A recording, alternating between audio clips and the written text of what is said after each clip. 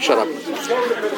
We're live at Euro's Pizza with current TNA star, Mr. Anderson. Mr. Anderson, welcome to Staten Island. Thank you very much. Appreciate it. They love me here in Staten Island.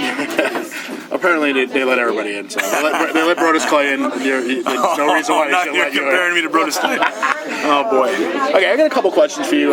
First off, how did you even get into wrestling to begin with? So I remember I didn't watch wrestling as a kid, but all my friends did, and I used to make fun of them for it, because I didn't understand it, right? And when I was in my 20s, one of my friends sort of introduced me to it, and I immediately fell in love with it and realized that it was a good blend of all the things that I liked.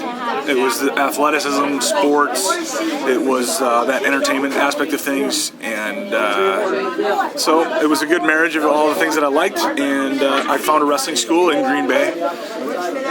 Spent 9 months there, had my first match, and then spent the next 6 years doing independence and trying to build a resume and a database, strong enough so that I could hopefully get a job, a real job, a real paying job. So pay the bills. I've been able to do it for 10. I've been able to pay my bills with it for the last 10 years. So I can't complain, eh? Yeah. When you spent time with WWE, do you feel that they used you to your fullest character potential? No, but you know what? At the end of the day, that was their business decision, and if they're happy with it, then that's all I can do. I offer a service. When you break it down, I offer them a service, and they're free to either utilize it to make the most amount of money for themselves and me, or they can just, when you pick up a $100 bill, you can either use that $100 bill, invest it, or you can smoke it. You can roll it up and smoke it. So, between TNA and WWE, what do you feel is the largest difference working-wise now that you've been with both companies? I think there's a huge difference. I think just the atmosphere at TNA is it's just a positive work environment. We have an extraordinary amount of sort of input into our characters and what we're able to do in the ring, and everybody in the locker room gets along. Nobody's walking around thinking that they're going to get fired tomorrow. It's just a fun, positive environment. Okay. There are always pros and cons to everything. Yeah, of course. But it sounds like you got more creative control. Yeah, and I think the thing about TNA, Impact Wrestling, is that we're constantly striving to improve, and the company's only been around for 12 years. And if you look at where we started and where we are today, I think they've made great strides, and they continue to do that. So, do you feel the comparison is fair that you guys have with WCW, or how they started and they worked their way up, and kind of they plateaued, but then they kind of went up again? Right. I don't know. I think it's a different time today. That whole period was different. People looked at the business differently then. They don't necessarily know. So I understand the comparison to a degree, but I think it's a new day, and I hope that one day we'll sort of stand alone. And I think what Impact is going to do in the next year or so, and they'll start rolling things out very shortly, the next round of TV tapings, is that we're going to do a lot of post-production.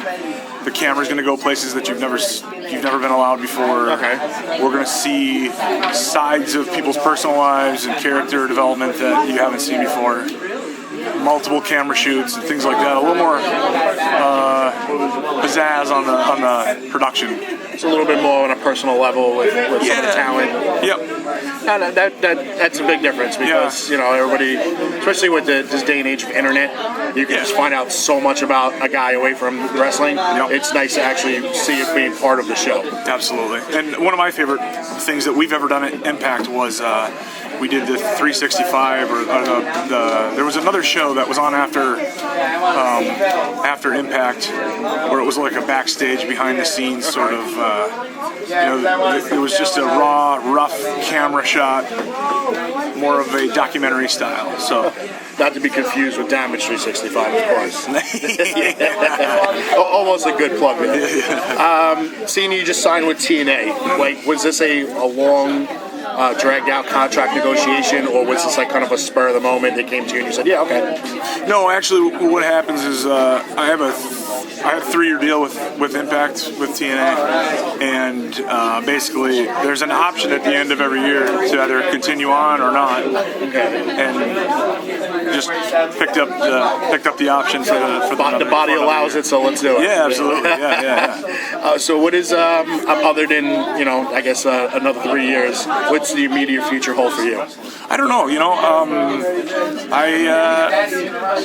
I think there's going to be some interesting things you'll see creatively. I'm looking forward to it, really, and I'm looking forward to this new format, our new network, which I know a lot of people are sort of skeptical about, but I encourage everybody to reach out to your cable providers and ask them.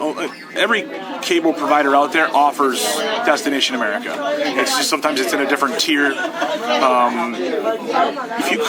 If enough people call their cable providers and ask for that Destination America to be moved, there's a good possibility that that'll happen. And other than that, just working on my podcast and a few other things, some acting gigs and things like that. So. Okay. Social media. I mean, it's part of life now. Yeah. How can fans reach out to you? They can find me on Twitter at Mr. Ken Anderson, and on Instagram they can find me at Mr. spelled out Mister Ken Anderson. So, yeah. All right. I appreciate your time. Thank you. Thank you. Yep. Ladies and gentlemen, that was TNA star Mr. Anderson from Euro's Pizza, courtesy of Richie DeGreg Promotions.